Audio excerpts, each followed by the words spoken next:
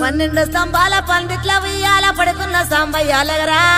లగరా సాంబయ్య లగరా నాయ్య లగరా పరమాత్మ లగరా ఎన్నీళ్ళు సన్నీళ్ళు ఏకము చేసినము స్నానమాడంగా లగరా లగరా సాంబయ్య లగరా నాయ్య లగరా పరమాత్మ లగరా మల్లెలో మాలలో నీకోసం తెచ్చినము అలంకరించంగా లగరా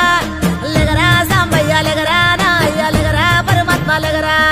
మా తల్లి పార్వతి వచ్చి ఉన్నది నాట్యమాడంగా లగరా లగరా సాంబయ్య లగరా నాయ్య లగరా పరమాత్మ లగరా